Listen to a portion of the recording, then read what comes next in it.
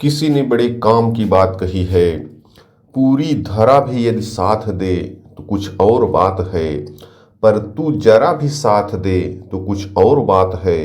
यूं तो चलने को एक पाँव से भी चलते हैं लोग, मगर दूसरा भी साथ दे तो कुछ और बात है। नमस्कार दोस्तों, एक छोटी सी कहानी एक सेठ की है जिनका बहुत बड़ा बिजनेस था।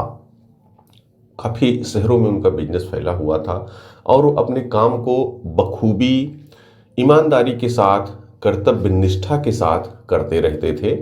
काम करने में उनका विश्वास था। वो थोड़ा नास्तिक टाइप के थे। भगवान में उनकी आस्था थोड़ी सी कम थी। एक दिन शाम के समय वो अपने ऑफिस से घर आते हैं और देखते हैं हालांकि उनके घर के लोग आस्तिक थे, वो सब पूजा पाठ करते रहते थे। तो उनके घर के लोग पूजा कर रहे थे, मतलब वो उधर नहीं गए, वो अपने कमरे में चले गए। मतलब विरोध भी नहीं करते थे उनका, चूंकि वो कर्तव्य करने में उनका विश्वास था तो बाकी लोगों को डिस्टर्ब नहीं करते थे। जो जैसा कर रहा करता रहे। गए अपने कमरे में, गए नौकर को वो बुलाए, कहे कि कॉफ़ी ले आओ। वो गया, कॉफ़ी बनाने लगा। अब आज सेठ जी को थोड़ा सी बेचैनी हो रही थी, थोड़ा तबीयत उनको ठीक नहीं लग रही थी। तो नौकर कॉफ़ी बना ही रहा था कि उसको बुलाते हैं। उनके सीने में थोड़ी सी जलन होने लगी। बुलाए, कहे भाई ऐसा थोड़ा तबीयत ठीक नहीं लग रही है, डॉक्टर को बुलाओ। नौकर ने उनके जो फैमिली डॉक्टर्स थे उनको फ़ोन किया। डॉक्टर साहब आए, उन्होंने सेठ की पूरी जांच की। कोई भी समस्या इनको नहीं थी, बीपी सही था, शुगर सही था, सब कुछ ठीक था। डॉक्टर साहब ने बताया कि आप तो एकदम फिट हैं, कोई दिक्कत नहीं है, फिर भी मैं आपको ये दवा दे देता हूँ। अगर आपको नींद नहीं आए तो आप इसको खा करके सो जाइएगा। सेठ जी अब उनको, चूंकि बेचैनी उनकी थी, उनके सीने में जलन तो थी, थोड़ा बहुत जो खाना था कुछ खा करके, हल्का नाश्ता किया और दवा खा करके लेट गए। लेकिन फिर भी उनको नींद नहीं आ रही थी। नींद नहीं आ रही थी, देर तक कुछ सोचते रहे, अपने बारे में सोचते रहे। फिर घड़ी की तरफ उनकी निगाह जाती है तो देखते हैं 3 बजने वाला है। अब उनको बेचैनी हो रही तो उनके मन में आया कि चलो गार्डन में अपने घूम लेते हैं, हो सकता बाहर जाएं तो थोड़ा अच्छा लगे। गार्डन अच्छा सा बनवा रखे थे, उसमें गए, वहाँ थोड़ी देर तक टहले, फिर भी मन नहीं लगा। तो उनके मन में ऐसा है कि थोड़ा सड़क पर चलते हैं, बाहर घूम लेते हैं, अपने गार्डन से बाहर चलते हैं, अपनी दुनिया से बाहर निकलते हैं, देखते हैं क्या है। बाहर निकले तो आगे बढ़ते चले गए, लगभग 1.5-2 किलोमीटर चले गए तो थोड़ा सा एक चबूतरा था, वहाँ पर बैठ गए। बैठे और थोड़ा अपने बचपन के बारे में सोचने लगे कि कैसे मेरी शुरुआत हुई, कैसे यहाँ पहुँचा, अपने परिवार के दोस्तों के बारे में सोचने लगे। और ये सोच ही रहे थे तब तक ये कुत्ता आता है तो इनका चप्पल लेकर के भाग जाता है। मुंह में चप्पल दबाया, आगे दौड़ पड़ा। अब चप्पल लेके दौड़ा, सोचे कि एक ही चप्पल बचा है, कैसे जाएंगे, ये भी कुत्ते के पीछे चल दिए। थोड़ी देर तक दौड़ाए, कुत्ते को डांटे, कुत्ता रुक गया, चप्पल वहीं पर छोड़ दिया। अभी अपना चप्पल पहने और फिर वापस अपने घर की तरफ चलने लगे। और जैसे ये वापस चलना शुरू किए तो इनको किसी महिला के रोने की आवाज़ आने लगी। एक महिला जो जोर जोर से रो रही थी। अभी दाएं बाएं देखे तो एक झोपड़ी टाइप का घर था, उसमें से रोने की आवाज़ आ रही थी। इनके मन में आया रो रहा होगा कोई, हमसे क्या मतलब है। वो अपना आगे की तरफ बढ़ गए, लेकिन जैसे ही 2-4 कदम बढ़े फिर आया, नहीं एक बार देख तो लेते हैं सुबह समय कौन रो रहा है।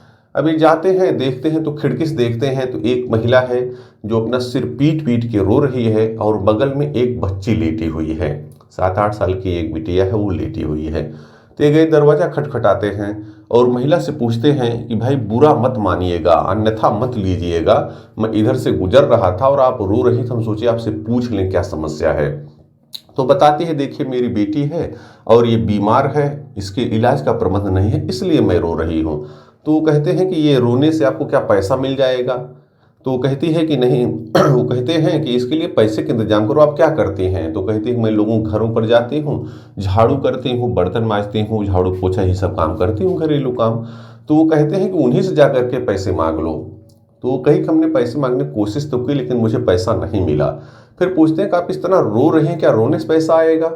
तो महिला कहती है कि नहीं, रोने से पैसा नहीं आएगा, लेकिन मैं तो इसलिए रो रही हूँ कि कल यहीं से एक महात्मा जी गुजरे थे, संयोग से वो मुझे मिले, मैंने लोग उनसे अपने कष्टों का निवारण पूछ रहे थे तो मैंने भी पूछ लिया। तो उन्होंने मुझे यह कहा कि तुम कल सुबह सिर पीट पीट कर रोना और भगवान को सच्चे मन से याद करना, देखना चमत्कार होगा, कोई न कोई चमत्कार होगा और तुम्हारा कष्ट जाएगा।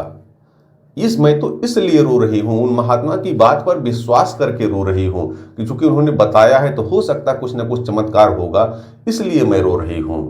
अब सेठ जी ये सुनते हैं तो थोड़ा सा सोचने लगते हैं, विचार करने लगते हैं, बाहर आ जाते हैं। अच्छा, इसलिए रो रही हैं।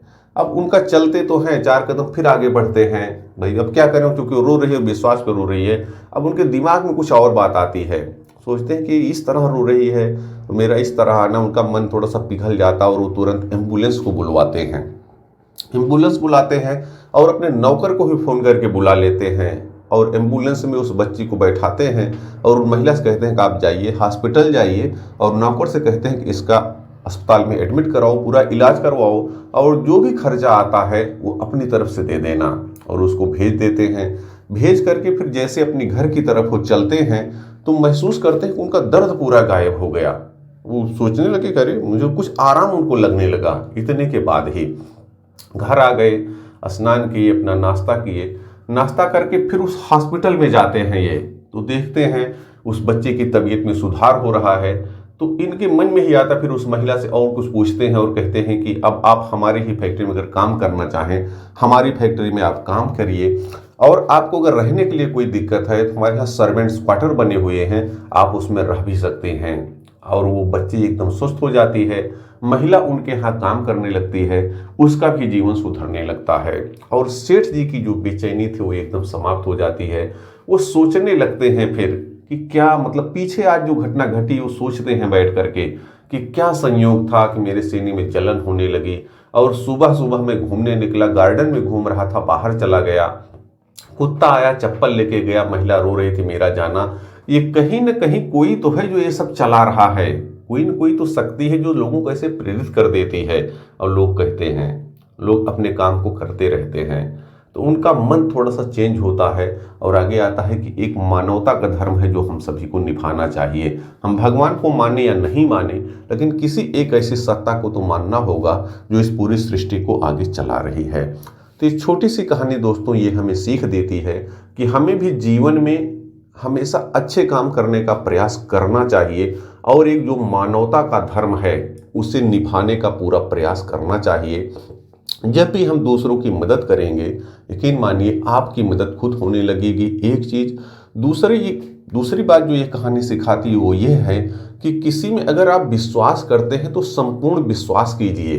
अगर आप भगवान को भी मानते हैं तो संपूर्ण मानिए कि हैं कोई सत्ता है जो हमारी मदद करेंगे, और अगर उनको आप संपूर्ण विश्वास करके उनकी बातों का पालन करेंगे तो देखिएगा आपके जीवन में भी चमत्कार अवश्य होगा। तो भगवान ने ऐसी बहुत सारी चीज़ें हमें दी हुई हैं, उनके लिए कृतज्ञता का भाव अपनाइए और अपने जीवन को बेहतर से बेहतरीन बनाइए। याद रखिए, ऊपर वाले न भूलते हैं न भूल करते हैं, वह आपके प्रत्येक कर्म का फल अवश्य देते हैं। बहुत बहुत धन्यवाद।